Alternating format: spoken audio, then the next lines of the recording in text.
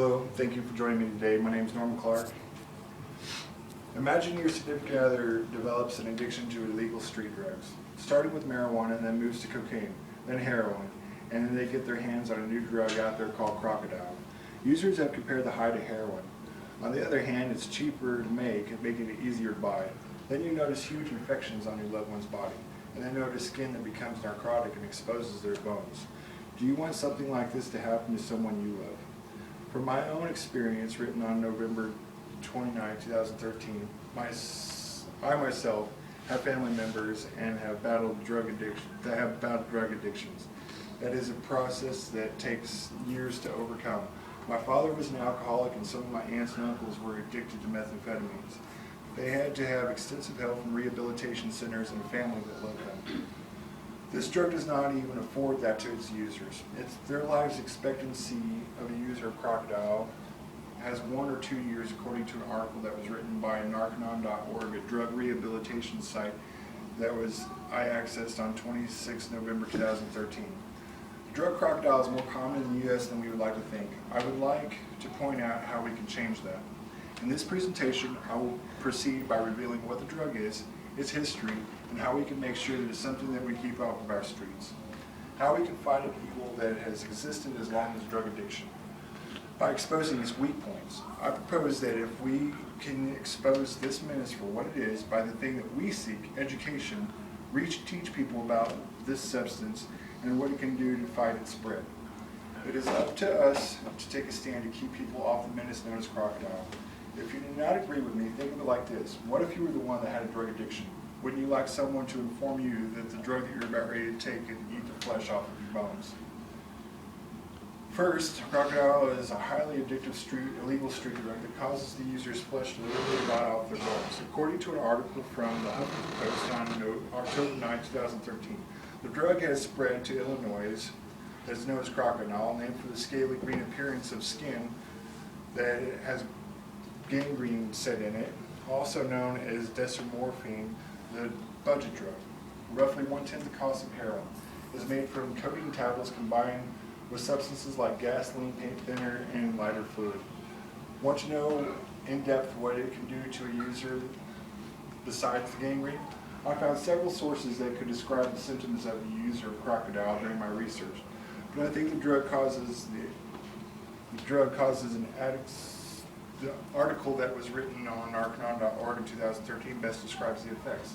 It states Crocodile gets its name from the fact that the drug causes an addict's skin to become green, scaly, and bumpy like a crocodile's. If the drug misses a vein and is injected in flesh, then Crocodile injections will rot off completely, leaving bare bones. Now that we have covered the effect of Crocodile on the body, let's delve into the cause of why the drug exists in the first place. Let's take a look at its history. To know your enemy, you might want to look at the past and figure out why it exists.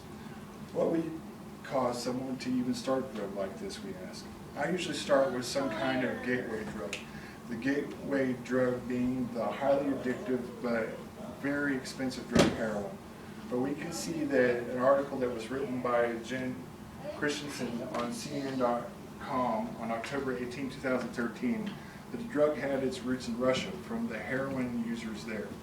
The article states that an estimated 10 to 100,000 in Russia and about 20,000 people in Ukraine, and estimated to have injected the drug in 2011, according to a study that ran in the International Journal of Drug Policy this year. Experts theorized the drug first spread across Russia and Ukraine when heroin became less available. With that being said, it brings us to the problem that we face. This nasty drug makes a presence in America like it did in Russia.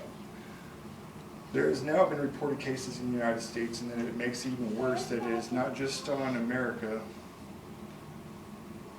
some far-flung coast city, but our own backyard like Illinois and close to St. Louis.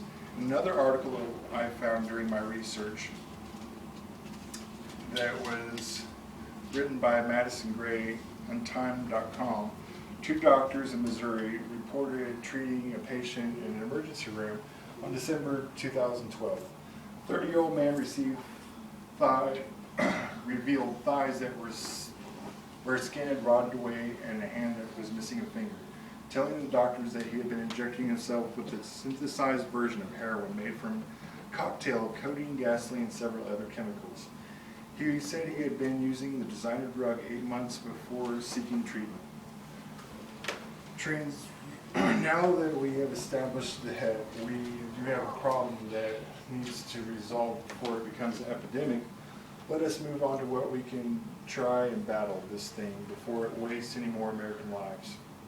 The way we can take action on this thing is to shine some light on this and use our education to push information out there what this thing is. What we can use, what we have learned in this class to help others. We can try to connect to people with the appropriate help and that they need by passing along helpful numbers, rehabilitation centers where addicts can get help. There have been websites if a person wants to start the process from the comfort of their own home, like a website called www.recovery.org. This is an organization established in 2013 to help people connect to treatment. In conclusion, I would like to stress that we need to change the fact that people think that we have done some kind of drug, they have to do some kind of drug to have a good time. We have plenty of fun without anything as long as we think it is fun. I am a nerd, so watching some sci-fi movies is fun to me.